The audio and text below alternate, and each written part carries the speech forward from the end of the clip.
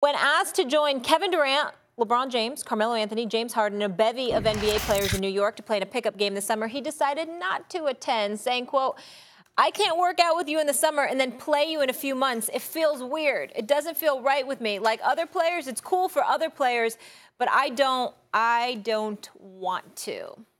I love it, Molly. Yeah. I absolutely love that. That's what it's supposed to be. That's what it was in the 80s and 90s, and not to be the old man saying it's better in the day, but this is what fans sign up for. We believe that there's some concept of competitive loyalty, the idea that you look across the court, look across the field, and what you see is not just a friend, but you see an enemy because you have to beat them. Remember last week, and I know you do, when we got in this big argument over Baker Mayfield, one of the things I liked was the way he was treating Hugh Jackson as a competitor. Like, honestly, and not deep down like you're my enemy, but in this moment, you are my enemy because you are on the other side of the battlefield from me.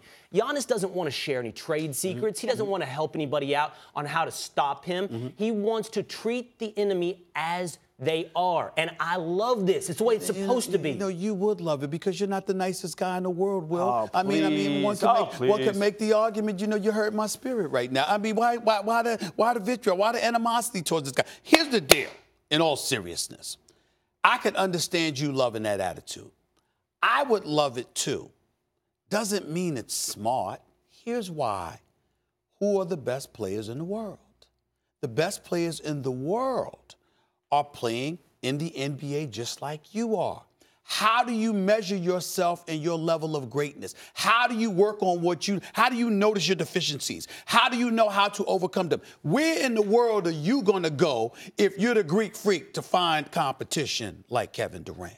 Where in the world are you going to go to find competition like LeBron James? Yeah, but is it worth it if they get a leg up on you? Well, wait a minute. You got to be smart enough to peel from them without them peeling but so much from you. That's what you have to do. I don't like this argument. Don't like it. Listen, I'm not here for you. I'm not here for your affections, baby. The bottom line is I'm telling the truth. I just asked you a question because the reason when it's important, Will, is because, again, attitude-wise, I totally understand and I'm with you. I'm old school. I think like that. The flip side to it, I'm looking at a Greek freak that shoots 11 or 12% from three-point range. I'm looking at the Greek freak that come playoff time is formidable as you are, as elite as you are. You might not be able to get to the basket with the degree of regularity. Yeah, but I got you. I'm looking at guys like a Kevin Durant and a LeBron James, two of the greatest players on the planet. Yeah. And if I have an opportunity to go up against them, it ain't going to make me worse. It's only going to make me better. No, I got to consider that. I got you. Go ahead. So you got within the last 24 hours on this argument. There's a reason I don't like this argument. It's not about my affection for you. It's that it doesn't hold up. It's weak. It doesn't work. Last night, what happened when LeBron James and Dwyane Wade played each other? LeBron, not just that, how did it end at the end of the game? LeBron denying D. Wade, right? Yeah, because he knows him so well, and he bottled him up. Oh, hey, man. Lord. This isn't even me project. Okay, listen, Mr. Does he know him so well? No, Stephen Naismith. You get to be right. You can say you know more basketball than Will Kane, but if you're going to come up here and say you know more basketball than D. Wade, we got a problem because D. Wade afterwards told us exactly that. LeBron knows me too well. He knew the move I wanted to make. He knew the spot I wanted to get to. He knew how I was going to try to get to it. And what did he do? He got there first. He denied me. Can I refute that? There's not always benefit in trading secrets. Allow me to refute that. Please. Here's how I would do so. You can find a bevy of dudes that knew what Michael Jordan was going to do. What were you going to do about it? You can find a whole bunch of dudes that knew the crossover from Allen Iverson was coming. What you going to do about it? You knew a whole bunch of dudes that knew that Kobe Bryant was going to fall away with his baseline shot or pump once or twice in the lane for a pull-up jumper.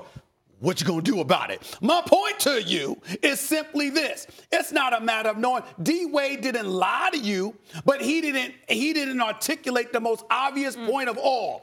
He ain't the D. Wade from 7-8 years ago. Because guess what? LeBron would have known it back then and still wouldn't have been able to do much about it because D. Wade was a different D. Wade. Yes, last night we respect him, but that's not the same D. Wade. So your argument is weak, respectfully. There Let's is move on. a point of imposing your will. Please. There's also in having a few secrets. Well, you would know because it just got imposed upon you. Let's move on. I might have a few likes secrets. hanging with the competition.